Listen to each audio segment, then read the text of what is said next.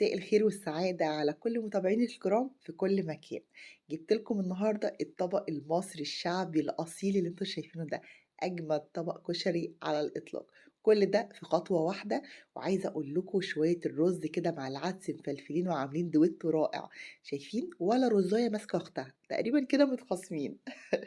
وكمان شوية المكرونة اللي على الوش دول مستويين ومفلفلين زي آخر رزاية في أرضية الحلة، ولا شوية بقى الدقة الجميلة وسر صوت وقرمشة البصل سامعين،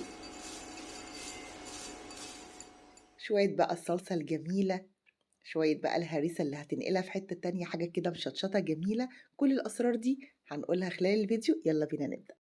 هنسمي الله ونبدأ على طول. كشري يبقى بصل وبصل كتير كمان. معايا 3 حبايات حجم كبير، قطعتهم كده 4 وهشيل الحتة اللي فوق في الراس دي عشان بتبقى شوية سميكة.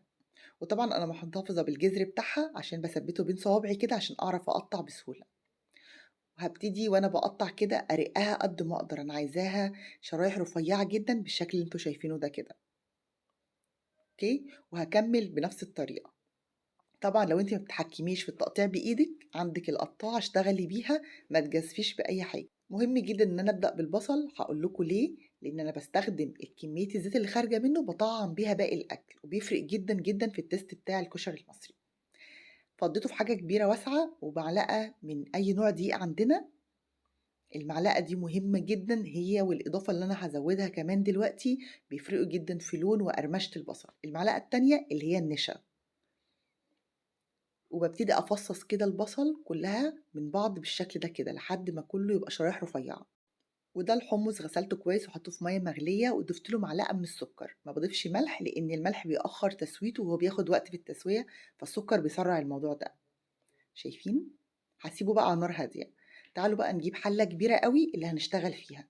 ضِفت لها كمية كبيرة من الزيت، وبعدين هانزل بالبصل بالشكل ده. بس طبعًا أنا معلية عليه والزيت ابتدى يسخن أوي أول ما نزّلته. وما باقلّبش خالص غير لمّا يطلّع اللون الأصفر ده من الجوانب. شايفين؟ يعني باسيبه بتاع 5 دقايق على النار، نار متوسطة. وبعد كده باهدّي النار لمّا يبتدي بقى لونه ياخد اللون الجولدن الخفيف، اللون الدهبي اللي هو في البداية لسه ده. أنا ما باغمّقوش كده، هاطفي عليه خلاص وهافضّيه في صفاية تحتها حلة أو أيًا كان اللي تحتها إيه. المهم ينزّل كمية الزيوت كلّها منه. شايفين اتصفى خلاص. هابتدي أنقل البصل على كلينكس واسيبه لما ينشف خالص.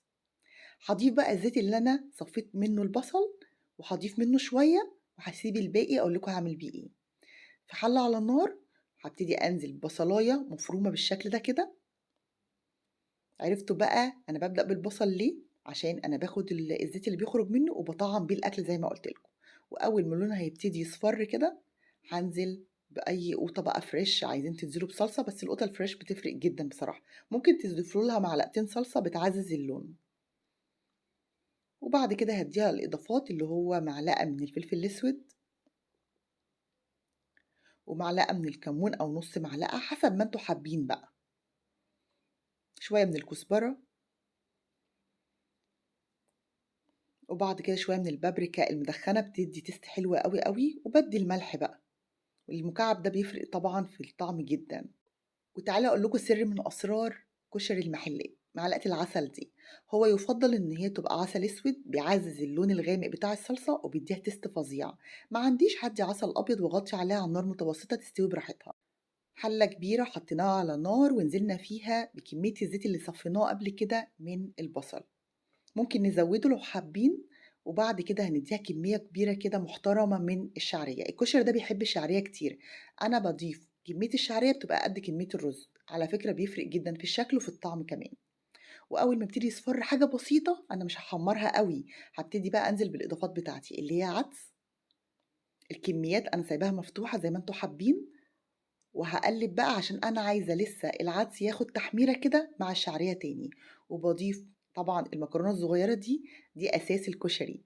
فبضيفها وابتدي بقى أحمر الثلاث مكونات دول مع بعض على نار هادية بقى. يدينا تحميرة خفيفة كده والريحة ابتدت تظهر. عايزة أقول لكم الريحة تجنن. ومع التقليب المستمر ما خدش وقت ووصلنا للدرجة الجميلة دي. كله خد اللون الجميل بتاع التحمير. خلاص هنزل بعد كده بالرز. ده رز مصري اتغسلته كويس جدا وبتنزل بيه بالشكل ده كده. لازم التشويحة الأخيرة دي بتفرق جدًا في الطعم والرز بيطلع مفلفل، وابتدي أقلب بقى كل الكلام ده مع بعض بالشكل ده على نار بقى هادية. وأمّا تحسوا إن الرز خلاص فلفل كده واتغلف بطبقة الزيت، هابتدي أضيف بقى الملح، ضفت معلقتين من الملح وهانزل بالمَيّة المغلية. يُفضّل إنكم تطفوا النار خالص قبل ما تضيفوا المَيّة، عشان البخار اللي بيطلع ده بيبوظ الدنيا بصراحة. وهاجي بقى فوق على السطح كده وهاضيف المكرونة.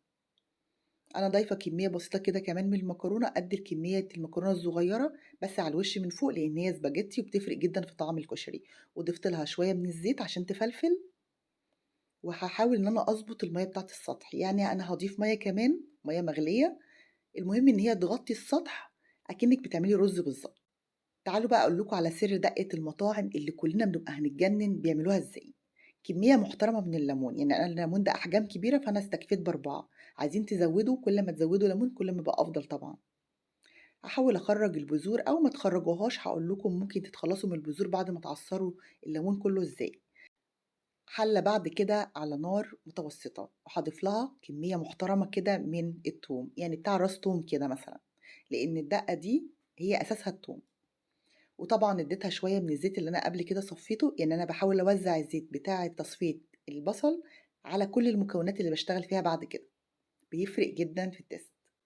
وأول ما التوم بيدبل باضيف كمية الليمون مضاف ليها نُص كوباية من الخل، بتفرق جدًا والريحة ابتدت تغرق الدنيا. شُفتوا بقى فصلت البذر إزاي؟ شوكة بتفصل البذر عن السائل بطريقة سهلة جدًا بالشكل ده. وأنتم بتصفّوا صفّوا بالراحة جدًا، وبعد كده ضيفوا كمية المَيّة اللي أنتم عايزينها، وبعد كده بهاراتي اللي هو شوية من الكمون، شوية من الكزبرة الناشفة، ومعلقة من الملح. هتلاحظوا إن أنا ما باضيفش بهارات كتير عشان ما أغيّرش طعم الكشري. نيجي بقى نشوفه بعد ما استوى كده على نار هادية. ما شاء الله شكل المكرونة مفلفل جدًا من فوق. طبعًا لو لقيتوا المكرونة لسه ما استوتش كويس ضيفوا لها شقشاق خفيف أوي كده من المَيّة المغلية من أي كاتل. شايفين بقى الرز مفلفل قد إيه؟ بجد وهم، حلو جدًا. الحلة كلها بنفس الشكل ده، يعني فوق زي تحت كله مفلفل وطالع جميل ومستوي كويس وشكله في منتهى الجمال. بجد يتاكل كده من غير أي إضافات تانية. متهيأ لي ما فيش أجمل ولا أحلى من كده، الجمال عدّى الكلام. اسمعوا بقى صوت القرمشة، وطبعًا عرفنا سر القرمشة دي في إيه. تعالوا بقى نشوف الدقة الخطيرة. بعد ما غليت غليتين خلاص باطفي عليها وباضيفها عادي لطبق الكشري بتاعي. عايزين تزودوا ليمون زي ما أنتم عايزين. تعالوا بقى نشوف الصلصة. سر اللون ده طبعًا البابريكا، معلقتين صلصة عادية، ومعلقة العسل الأسود بتفرق جدًا أو الأبيض اللي موجود. تعالوا بقى نشوف الصلصة. لازم معلقة الهريسة دي أو شطة عادية باودر لو فيه، وباقلبها كويس جدًا. وتعالوا بقى نشوف شوية الحمص الجمال دول نزين بيهم الطبق بتاعنا. ونيجي بقى للقرمشة الخطيرة، شوية بقى بصل مقرمشين ولونهم جميل. البصل ما ينفعش نسيبه كتير لو لونه غمق أكتر من كده بيمرر. وهنزين طبقنا بالعقد الأحمر اللولي الجميل ده، شوية بقى صلصة مشطشطة إنما إيه تجنن. ولا غنى عن قرن الفلفل السبايسي ده، لازم الفلفل الحراق الأخضر لازم، يعني عايزة أقول لكم بيفرق جدا في الطعم وفي الشكل وفي كل حاجة. والليمونة الجميلة. وبكده أنا جبت لكم كل أسرار كشري المحلات بحذافيرها، ما عطتش سبع العرايش طبعا. واعذروني بقى يا جماعة أنا مش قادرة أقاوم الطبق بيقول تعالي لي يا بطة. الفيديو خلاص انتهى، أتمنى يكون عجبكم. كانت معاكم سبا العرايشي وإلى اللقاء في فيديو آخر. باي باي.